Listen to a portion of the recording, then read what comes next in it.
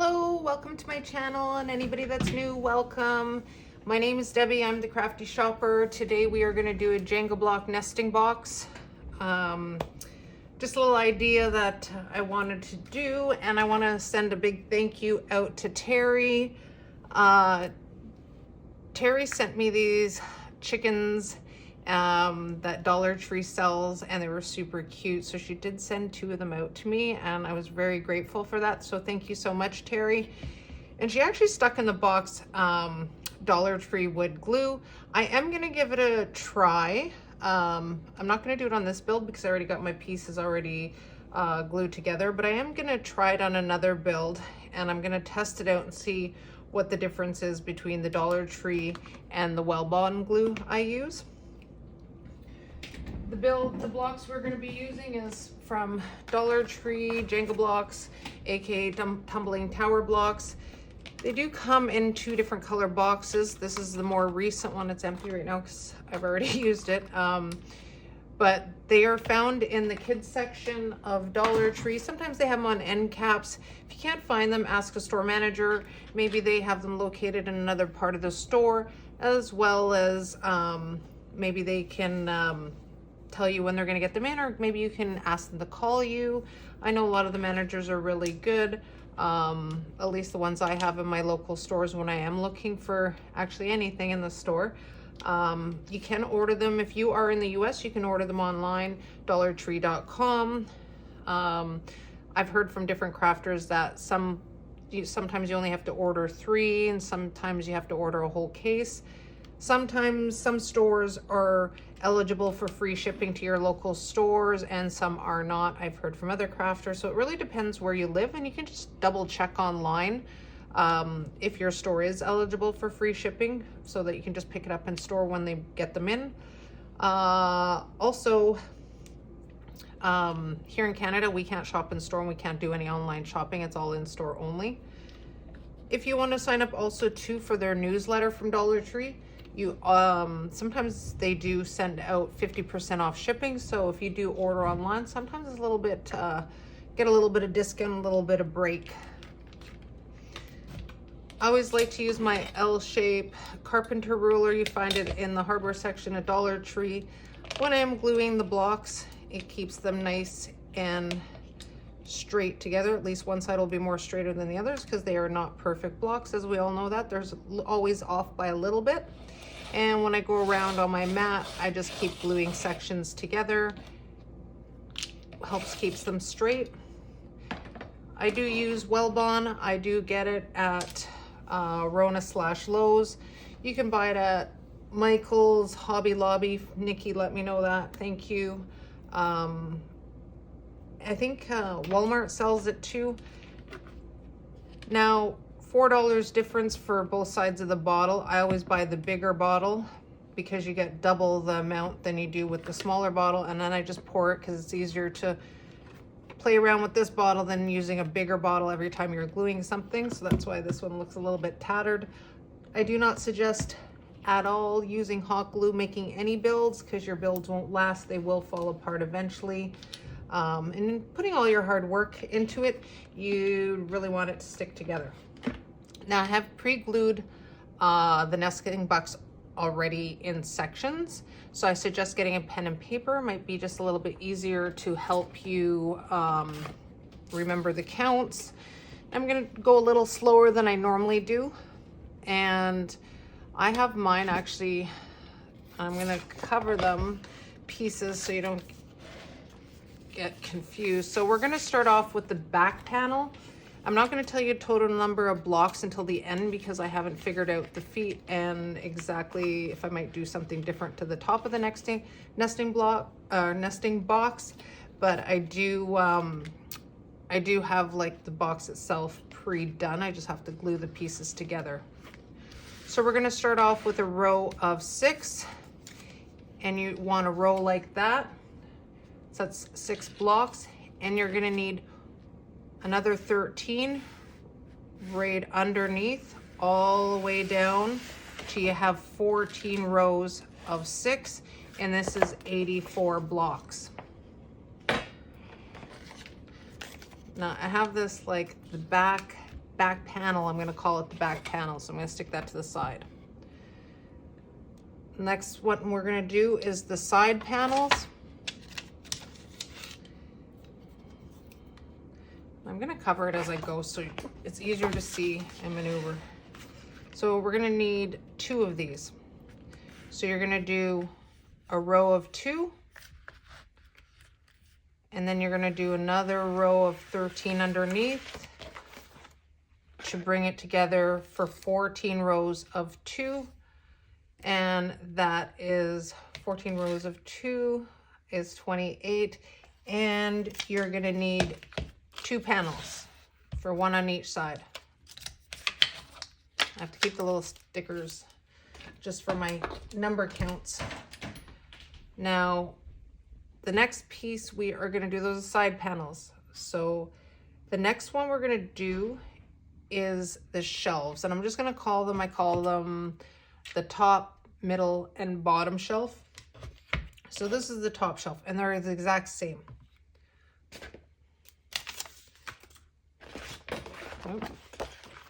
So you're gonna need a row of 6, and you're gonna need 2, 3, 4, 5. So five rows of 6. So this is 30. And you're gonna need another, you're gonna need 3 just like that. I'm just looking for where I'm sticking which one's which. Then we'll put it all together in a minute. We're gonna do dividers. I call them dividers, I guess middle section of the wall. I just call them dividers, easier to keep. So gonna need 2 rows. Oh, sorry, a row of 2. And you're gonna need 5 of them. 1, 2, 3, 4, 5. So that's 10 blocks. And you're gonna need 4 of those. Just gonna show you here. So you need 4 of those. Okay. Just gonna stick my sticky back on there.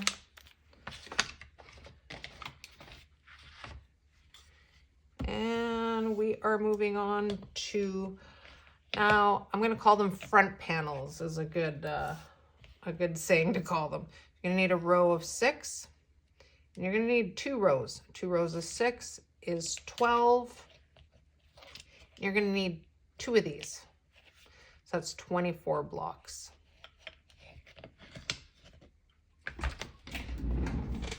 All right, now we're gonna start piecing these together. I am not going to glue them on camera because my head's going to be in the way and I'm going to be looking to make sure they're even, but I'm going to show you how we're going to do it.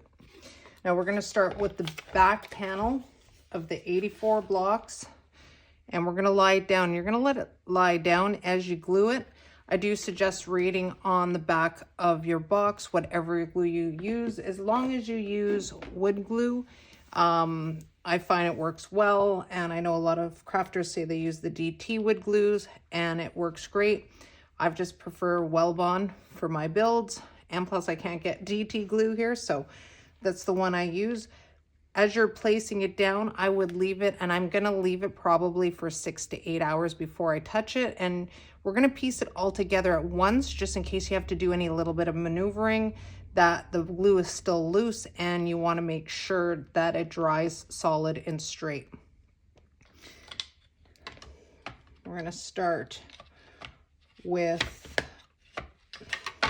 the bottom shelf, and that's the one of the 3 30s, and you're going to want to glue it right on the bottom here and place it right on top, not on the bottom of it, right on top of the unit.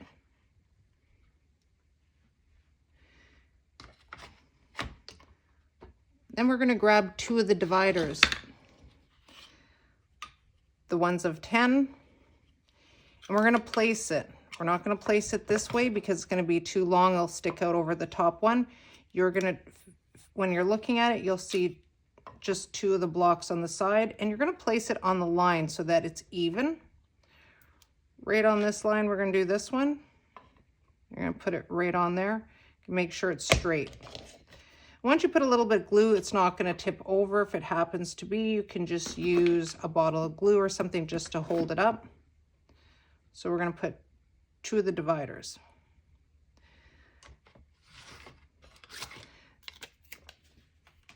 Then we're gonna go to another section, the middle section of the shelf, the 30s. I'm gonna place it right on top, just like that.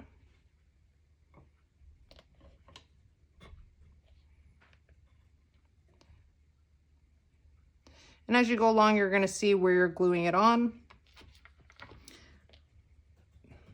I'm just making sure here. I'm gonna grab 2 of those middle dividers of 10, and you're gonna put it exactly right over on the middle line, aligned with the one right underneath the middle shelf, just like that.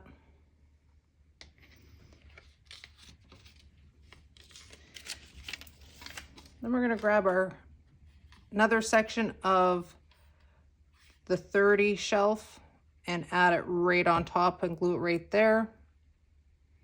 Now all the blocks on top are sitting on the bottom base. Excuse me. Gonna grab the sides.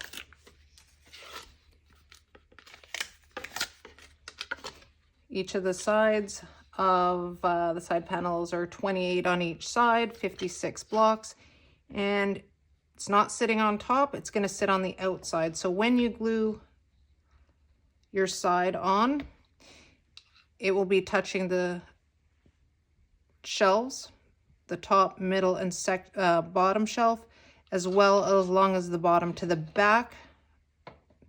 And this is where sometimes if you flip it over, it will have a better lean when you're gluing it. And you can always check that before you glue it on. Now, before we put the other side on, we're gonna do the front panels. And you're gonna glue it right to the side and the bottom row, the bottom shelf. And we're gonna take the second panel and we're gonna glue it along here and just a little bit of dab on the side. It's gonna go right on there. Finishing one, you're gonna glue it on the bottom, inputs on the sides, and you're gonna glue it just like that. Now I'm gonna take it apart and do the exact same thing, but glue it all together, and then I'm gonna let it sit. Like I said, drying time is very important, especially with a big build like this. You're gonna wanna keep the drying time and watch it. Sometimes it does feel, it might be dry, but you don't want anything to shift, because sometimes with the glue, if it's still a little bit wet in spots, it will shift and it might be lopsided. All right, so it's been 8 hours and it's fully glued. This part had a little opening. I just put a little bit more glue in there a couple hours ago and I let it dry. And I think it turned out really good so far. Now you will notice the top will have that little opening just on the top part of the nesting box, only because you don't have the front piece. The little pieces here on the ends might stick out just a little bit, only because all the blocks are not even. So that might happen, just to keep you informed. Now we're going to add some feet to the bottom, so I'm going to turn it upside down. I'm just going to move it here for a sec. You're going to glue 2 blocks and another 2 blocks like this, and then you're just going to glue it right on to have one leg like that. And that's 4 on one leg, and you need 4 of these, so I have 4 done just like that. Kind of reminds me of a sandwich. And the front part, I'm going to make them wider instead of the more narrow, and I'm going to glue them turn it upside down and glue the legs right on top, just like that. All right, now that the legs are glued on, we're going to move on to the next step. I am going to add a couple more Jenga pieces, but I'm going to color it first. I'm going to use a dark gel stain, dark walnut from Rona/Lowe's. If you haven't used stain before, when you brush it on, I usually use a rag or a paper towel to go over just to wipe any little excess that I have on. You can use any color. I just want to go with the darker walnut color brown for this build. All right, now that that is stained, we are going to add a few more Jenga blocks to an existing part of this we're going to do. But while we're, before we do that, I got this from DT stencil. I'm going to give it a whirl. If you have a Cricut, you're ahead of the game. They have the farmhouse lettering right there. And it actually just fits. If you put it right in the middle, it fits perfectly right in between the width of the front front part of the blocks here. And then these little, I guess, leaves. I'm going to do one on each side.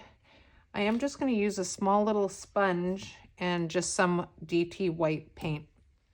Right, now that I have that painted on, I think it came out really well. That was actually my first time using stencil, so I'm pretty happy how it turned out. I want to do a weather vane on top. Just an idea that I had. Dollar Tree has these animal shapes, and I've used this before in other, I think it was the Jenga Blocks barn shells, I think. I'm trying to remember which one I used it for.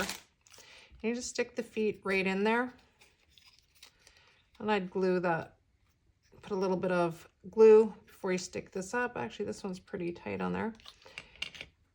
I have this little lump stump, I guess you want to call them. They've sold these in DT a while ago. I had it in my stash. Gonna glue it right on top. And I want to add an arrow. So DT, these are recent, that just came out. And they're wood too. Where's the opening? Oh, on top here. I'm going to go with the second one here. And you can use pretty much any one. These look like they're duplicate. And I'm going to cut it right in half, right in the middle. And because the wood's a little bit thick, just like this, I'm just going to do it right now. I'm hoping, oh, it is sticky on there too.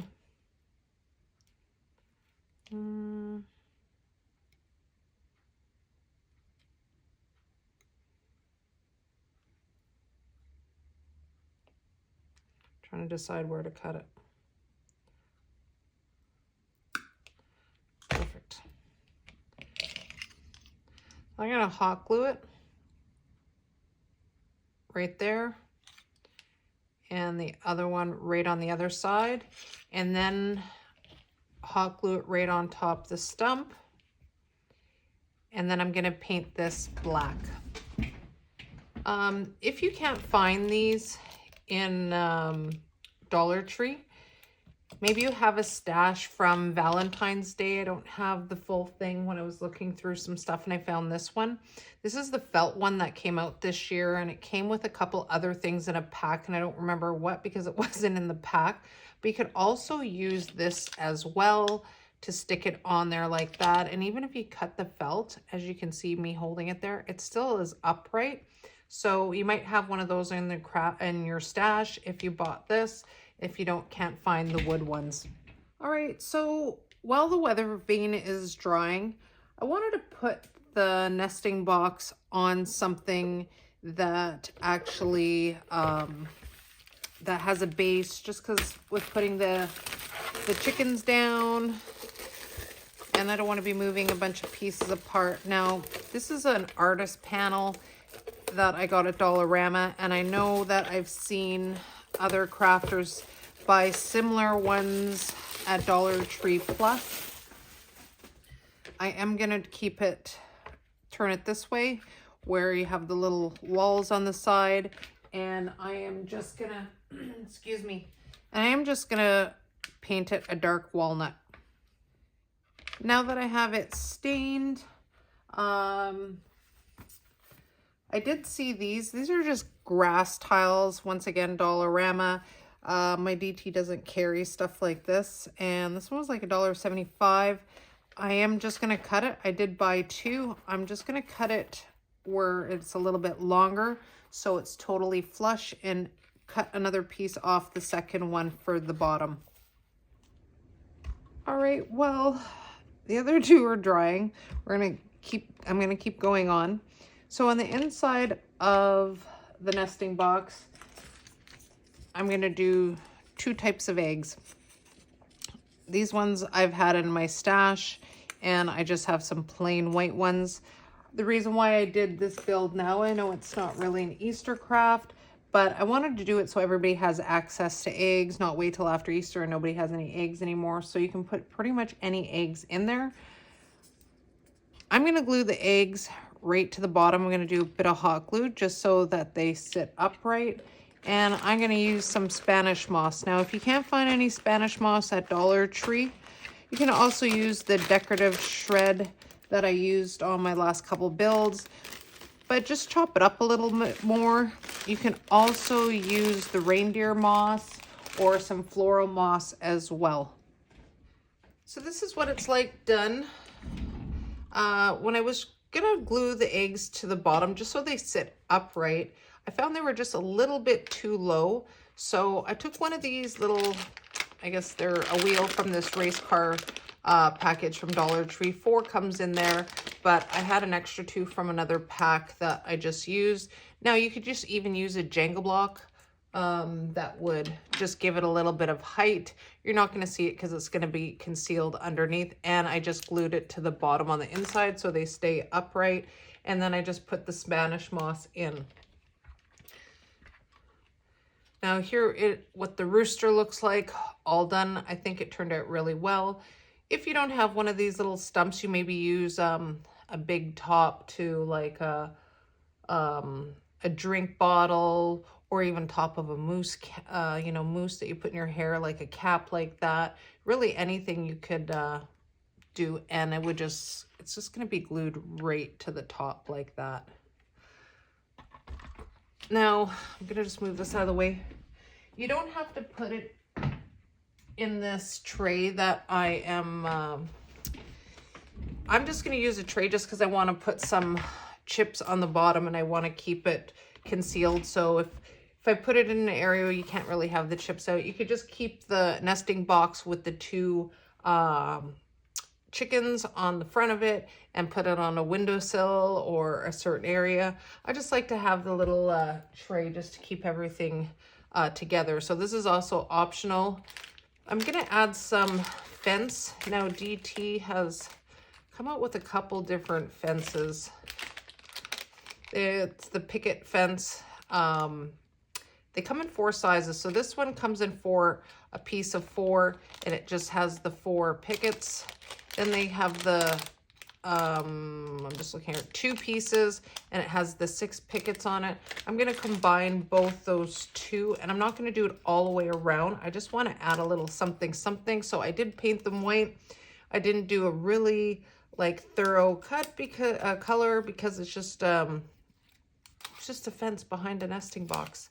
So I'm going to do, let me see how I'm going to place these. No, I forgot. I think it's like that. I had it all figured out until now I'm recording, and now I don't know how I figured it out.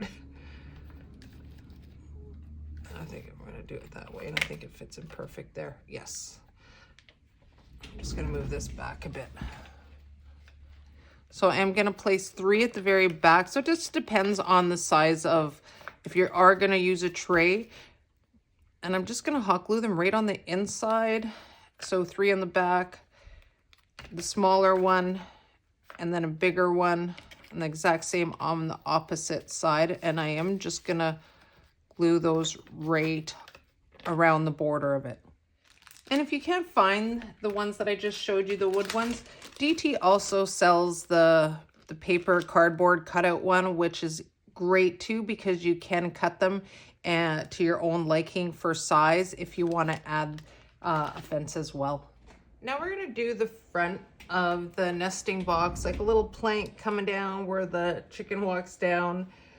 This part is going to be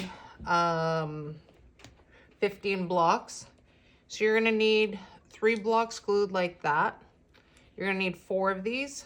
So we're going to do 2, 3, 4. This is 12. Once you glue those together, you're going to add 3 more blocks, and you're going to add them right where the line is. Just like that. And you're going to glue all that together, and then I'm just going to stain it with the dark walnut. All right, so this is what it's going to look like finished. Now you can make a shorter one. The only thing is it's going to be more of a down angle on it.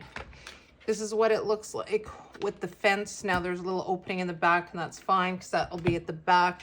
Now, if you are going to use this kind of tray, just be mindful of the weight on it, because I don't think you don't want it to break through, and I don't think it will, but if you put too much on it, it might. We're going to place the nesting box. I'm going to place it to the back, and I will flip the camera around, guys. I just want to show you from the front. So the nesting box is going to be placed near the back. I'm going to take the plank, and it actually just fits with this size of box that I'm using. It just rests on there. I'm not even going to glue it on. And then I just happened to have this little welcome sign in my stash when I was looking through some of the blocks. I think it was from the Jenga Block Lighthouse. I'm not sure if I used the mat on there. It was on one of the builds that I did that I didn't end up using the mat that came with the door. And I'm just going to put that at the top. Now around the front here, there's different things you can do. I was going to put rocks, but once again, I was thinking that this is probably, if you put too much rocks, you could do in the front. So just whatever you use on the base. I have these wood slices that I got from Dollarama that I thought would be pretty neat. Excuse me. Oh, and the total count for the nesting blocks with the plank is 325 blocks. And if you don't want the plank, it'd be 310 without the plank. So that's just over 4 boxes of Jenga. And then the little chickens, I'm going to put them right on the front on either side. And little wood slices like I was talking about, I am just going to put them like a little trail just around underneath the plank and in front of the chickens. Once I do that, I will flip the camera around and show you what it looks like finished. Now, I'm not gluing any of the bigger pieces down on it. It'd be a great tray that you can switch out. For example, you could put maybe the Jenga block peeps, for example. You can switch it out for different crafts like throughout the season. So I'm just gonna not leave them, and if you do glue them down, just be mindful that the back will be heavier when you're lifting it, only because of the box. All right, guys, here it is done.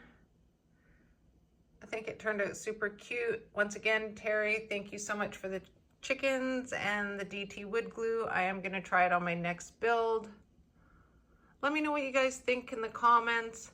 Thank you for watching. Happy crafting. See you soon. Bye.